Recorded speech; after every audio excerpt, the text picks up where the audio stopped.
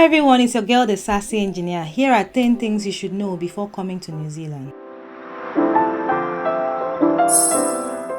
It's summertime in New Zealand and this is when a lot of people like to visit New Zealand for different reasons: business, studying, working holiday, or just plain visits. So I thought it wise to share some things for you to know before coming to New Zealand, especially if this is going to be your first time. To my OGs, thanks for sticking with me, but if you are seeing my first for the first time, I talk about everything New Zealand, coming to New Zealand, settling in New Zealand, immigration, visas, everything about New Zealand. I also share travel experiences, so all my travel experiences with you so that you can live vicariously through me. Previously, I discussed many benefits of studying abroad and things you should consider before you study abroad. It doesn't necessarily have to be in New Zealand.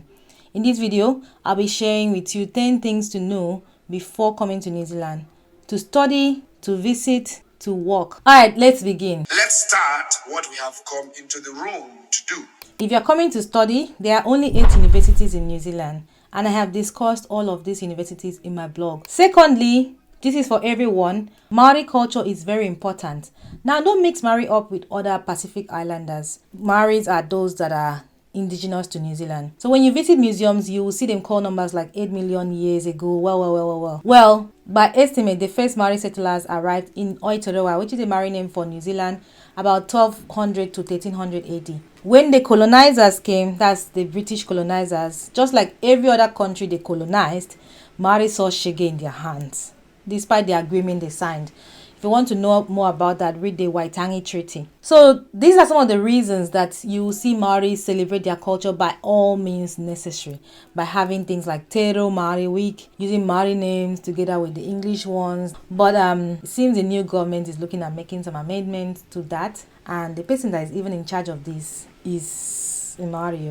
Oh well, now recently we now have the Maori New Year as a public holiday. Take every opportunity to educate yourself about Maori culture.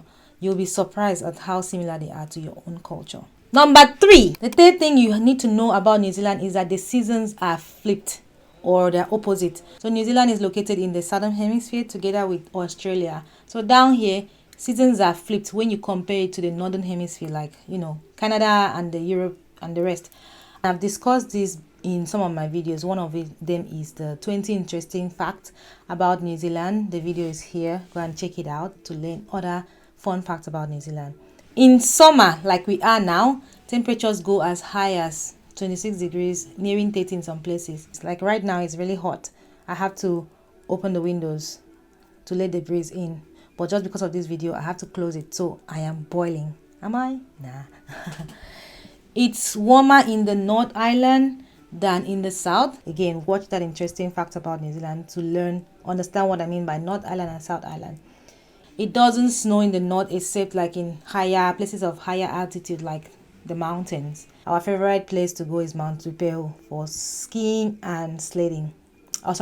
Snow sledding, yeah. Sometimes you have snow in the cities on extreme weather conditions. I think like last year there was something like that. But it was like very briefly, and in the morning you would think it's hailstone. Well, tiny hailstones. But it snows in the South Island, in the cities. South Island is an experience.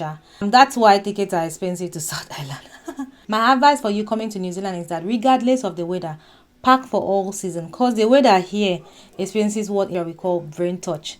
Simply put, you can experience 4 seasons in one day. Getting a student job is very possible, and this applies to students. You can get a job as a student, but just be conscious of the working hour restrictions on your visa. I've talked about this on my channel. The video is going to be popping up at the right top right corner of this particular video. So watch the video to know how much hours per week you can work as a student. Oh, and just so you know, if you're on a visitor visa, you can study for up to 3 months. There are about 13 banks, but only 10 of them provide personal banking experience in New Zealand.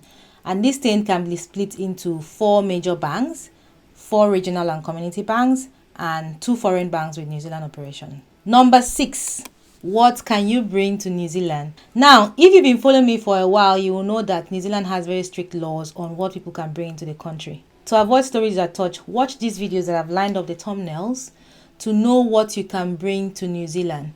Then consult MPI website, that's Ministry of Primary Industry, and New Zealand Custom websites to learn more. because they will seize your things if you are not careful. So watch these videos. The next one is the language.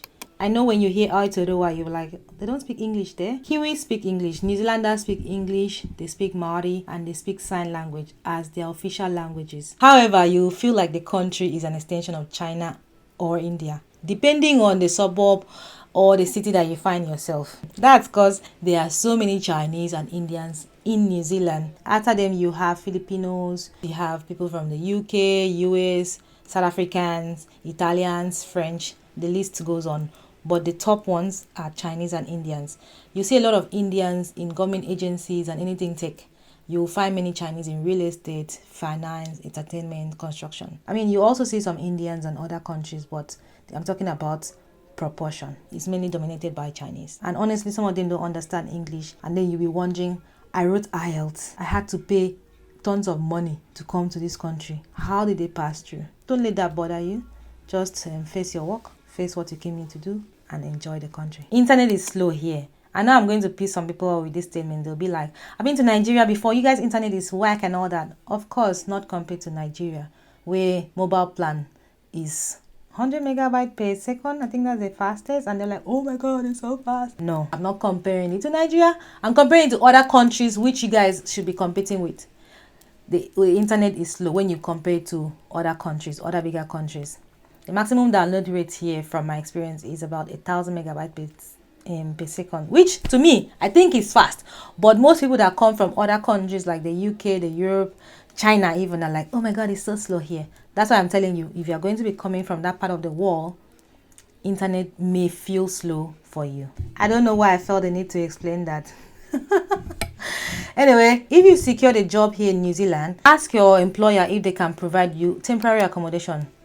Some employers, let me not say most, some employers provide their employees who are moving relocation allowance as well as accommodation.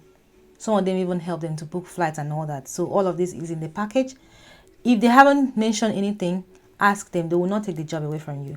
The worst that will happen is they'll just tell you, no, we don't provide such benefits. But at least you would have asked instead of stressing yourself. And if they don't provide such benefits, go online and book it. I know we have issues with payments, using your card to make payments, especially those in Nigeria. But there are agents.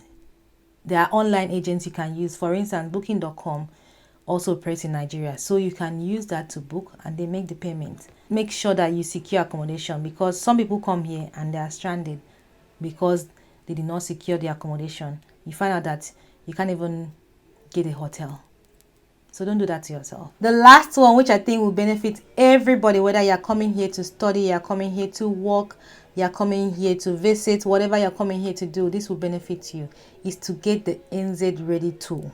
Immigration New Zealand has a tool called the NZ Ready tool. This is for anyone coming to New Zealand, regardless of what you're coming to do in New Zealand. NZ Ready tool is a free online tool to help students, those coming to work and live, to plan their trip to New Zealand, ensuring that they know how things work here and have a hassle-free trip.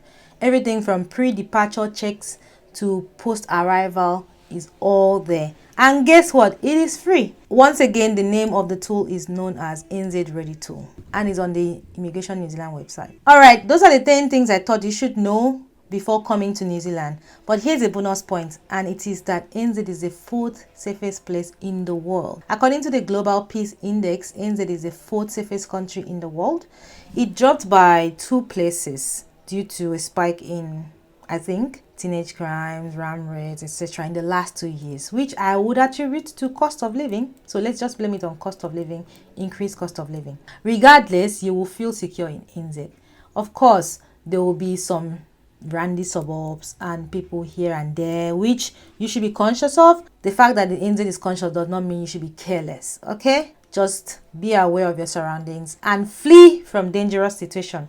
I did not say run, I said flee. But overall, people are generally nice and the country is relatively safe. You can go out in the night and walk as a female.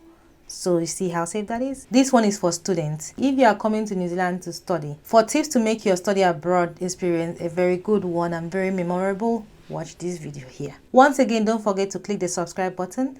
Like this video as it helps with YouTube algorithm. and share this video to people who you think it's going to benefit. In the meantime, it is I, the Sassy Engineer. Thanks for watching.